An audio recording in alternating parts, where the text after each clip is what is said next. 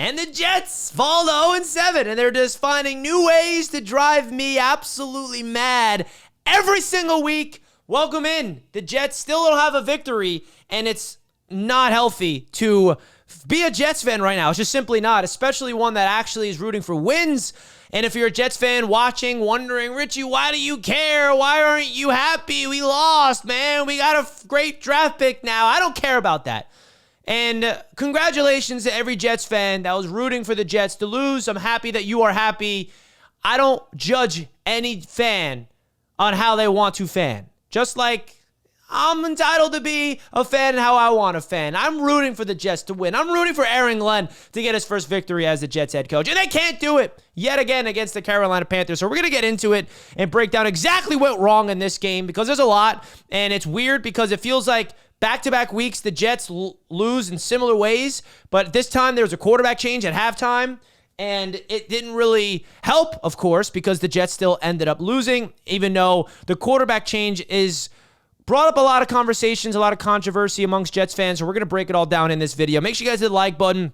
We just hit 30,000 subscribers on the live stream, and I want to thank you guys for that milestone. It is absolutely massive. At least there is some type of success here that I can hold on to, but I would prefer a Jets win over hitting a milestone like that, if I'm being honest. But I do thank you guys so much for hitting the subscribe button and supporting this channel throughout the darkness. You guys make me keep going. The community that I built here amongst Jets fans and, of course, NFL fans is just absolutely mind-blowing, and I really can't be thankful enough for you guys that continuously shows love and support to my YouTube channel. So thank you to everybody that does. But let's get into this game, man, because it's the same thing as last week in terms of the Jets defense. Absolutely balled out. 13 points allowed, just like last week against Denver. 13 points allowed today against the Panthers. And two back-to-back defensive masterclasses absolutely wasted. Wasted. And that's the big thing I have right now. It's like you're seeing progress from this team on the side of the ball that has had such bad issues throughout the entire season on defense. The defense, let's not forget, was giving up 30 points a game early on in the season, not forcing turnovers, being absolutely abysmal. And now back-to-back weeks against two hot offenses in Denver and Carolina, the Jets defense steps up and was making every single play you can imagine. And it's sad that we can't celebrate this defense actually turning into a really good unit because of how putrid this offense is. It is really bad, bro. It is beyond brutal. It's like the worst I've seen in a long time. That's saying a lot, man. We've seen a lot of bad offenses as Jets fans. We've seen really bad offensive play. And Justin Fields, bro, he's just not a good quarterback. And we all knew that entering this game. It's not breaking news. Justin Fields is bad at quarterback. But if you're a Jets fan still blaming everything around Fields, I mean, I don't know what to say. Because I personally think it was the right decision to go to Tyrod Taylor at halftime. At half, you watch Justin Fields look around the plate and just hold the ball and take sacks, hold the ball, not check it down. There needed to be a change. There absolutely needed a change because the biggest difference between Justin Fields and Tyrod Taylor is this. Fields is afraid to throw the ball, so you're never going to give your playmakers opportunities to make plays.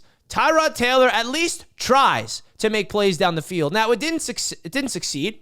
Right, he threw 2 interceptions. J.C. Horn made 2 tremendous plays. I got to give J.C. Horn credit, man. That is a baller. And the Carolina Panthers defense, Brown, they all made a lot of plays. I'm tip my cap to their defense. But Tyrod at least pushed the ball down the field and gave the wide receivers and tight ends opportunities to make plays. Justin Fields never gave this offense opportunities. That's the biggest difference. So I think that the quarterback change was smart. It didn't result in a win, of course. Tyrod did not play great football. And the big thing, too, here is this.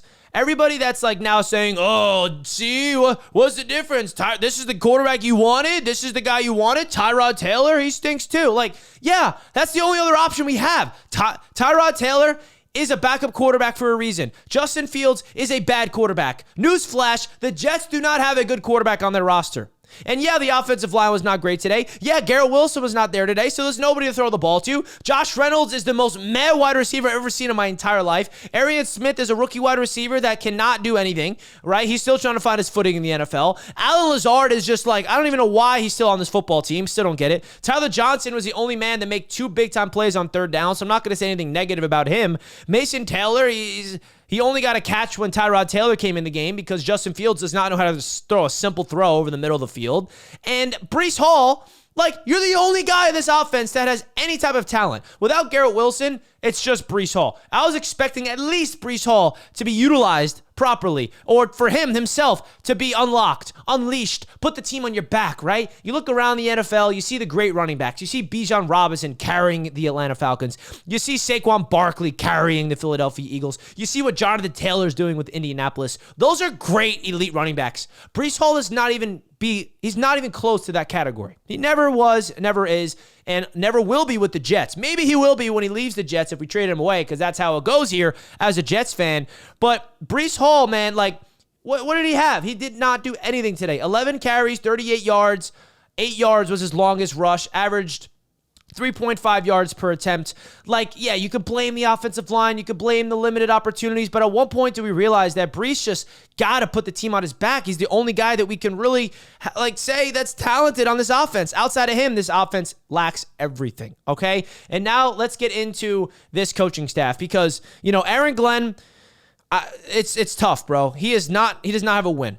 And every single person amongst Jets fans is getting beyond frustrated with him, as they should. 100% should be frustrated with Aaron Glenn. The guy doesn't have a win. And the only way Jets fans are going to buy into what he is selling is by winning football games.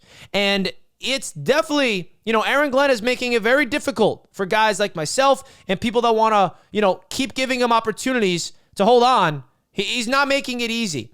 And the reason why I'm, at least giving him the benefit of the doubt, or I'm not letting go of the rope, if you will, it's just because I'm a hopeful Jets fan, man. That's the only thing. I want this to work out with Aaron Glenn, but he's not giving me any reasons to really believe in it. So it's tough. It's absolutely tough. And Jermaine Johnson's out there, tweeting after the game, laying it all out there, man. Something gotta give. I mean, that's not good. That's not good, right? And I feel like Breece Hall, he said something interesting after the game. He said, it's hard. We've been kind of in this for going on 4 years now. Being in this organization, you feel it from the fans. You feel it around the building. You feel it everywhere. You feel it as soon as you leave the locker room. I mean, I'm happy Breece Hall said that. I mean, I'm not happy. It's because it's the sad truth. But the reality is this, man. I mean, who is going to fix the Jets? And that's why, I'm just not so quick to just wanting to fire Aaron Glenn is for this reason. Aaron Glenn inherited the mess of the New York Jets. And he wanted this job. That's the reason why I at least respect Aaron Glenn for wanting to come solve the giant mystery of how to create a successful organization with the New York Jets. I guess that's why I have a soft spot for him. I guess that's why I'm rooting for him. Not just because he was drafted with the Jets and all that stuff. It's because he genuinely wanted to come here and he embraced the challenge. I have respect for that. And the Jets is the biggest challenge, and it's the biggest mystery, and it's the biggest burden in the NFL and sports right now. The Jets are literally the worst team, and not the NFL, in professional sports. There's not a worse franchise in the NBA, in the NHL, in MLB, anywhere around professional sports in America. The Jets are the worst, and Aaron Glenn at least wanted to come here to change things, and he's trying, and he's failing miserably. And I guess that's why I don't want to let go of the rope, is because of that.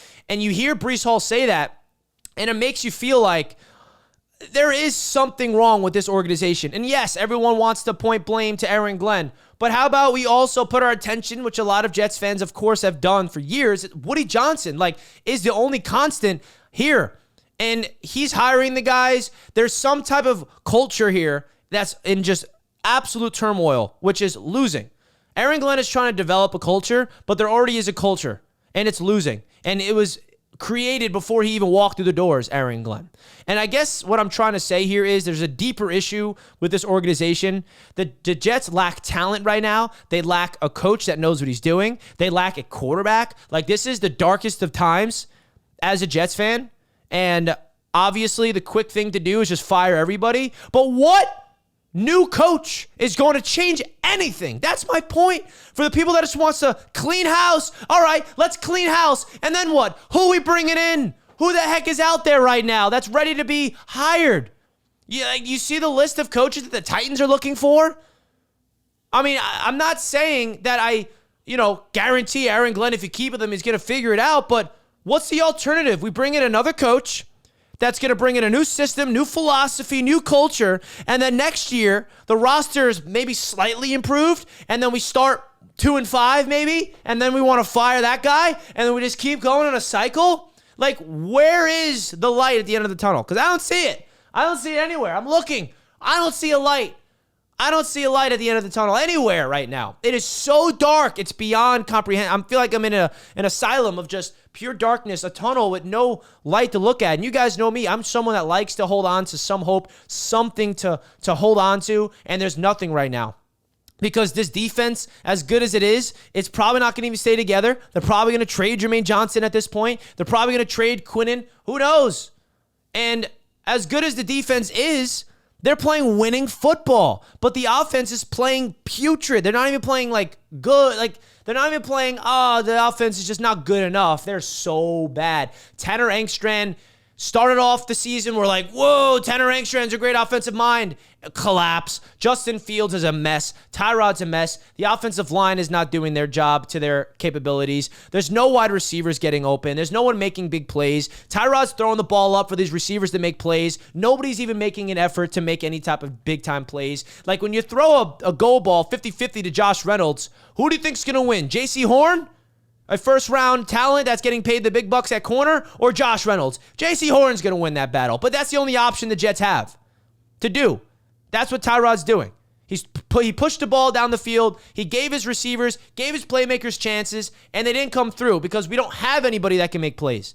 And I'm not going to sit here and make this bold take here, but I really do think if Garrett Wilson was healthy today, it would have changed a lot. It really would have. Like you can feel Garrett Wilson's presence not being on the field. Because at least with Garrett Wilson, you can trust him to go make a big play when you need to. He's done it all season. He can go out there and win a 50-50 ball. Like if Tyrod Taylor threw the ball up to Garrett Wilson one-on-one with J.C. Horn, I think Garrett Wilson could have made a play. 100%. And I'm not going to sit here and say, if Garrett Wilson was playing, we would have won the game. No, that's not my point here. But without Garrett Wilson, there is a huge drop-off. The Jets have the least talented offense, not just this season in the NFL, but it feels like in history. Like the Jets offense is beyond putrid. With Breece Hall not playing like anything, like Breece is not even a name that I'm considering as talented anymore. He's not showing me any talent. And like, who am I to say that? I'm not anybody. I'm just a Jets fan. I'm just keeping it real. Like, I'm waiting to see him get loose for like even a 15-plus yard rush. Can't do that. I'm waiting to see anything. And by the way, going back to the quarterback play, Justin Fields, you're a running quarterback. You're not even doing that. Like, you're not even running. Run more. Like, we all know that he can't process the field. We all know that Fields cannot throw the ball. Like, he can't even just let it rip. Like, at least throw it. He can't do that. Tyrod gets in. Okay, he's letting it rip, but it results in interceptions, and it doesn't result in anything.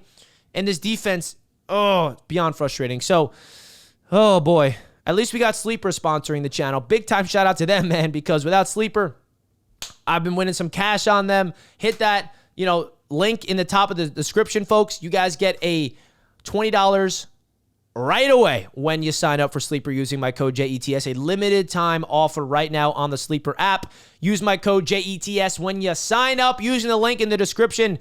100% match up to $100, of course, as well. Using my code JETS. Terms and conditions apply, of course. Shout out to Sleeper. And shout out to everybody that stayed all the way to the end of this video. I really do genuinely appreciate the people that watch my videos. Not just these videos after Jets losses, but all throughout the week. We make content on everything. We got a big production coming this week about the issues with the Jets the last 5 years. That's going to be a very interesting video to take a deep dive into the issues with this football team. There's a losing culture all throughout this football team. It was there before Aaron Glenn showed up, and it's still there with him there, and he's not doing a good job to figure out the way to, clean it up. He inherited a mess, and now Aaron Glenn is moving with this mess around him, and he's like, okay, how do I figure it out? How do I fix it? Oh, wait, I can't fix it. I'm not capable of doing this, and he's obviously not capable of fixing this mess. So if he's not able to do it, I don't know who will.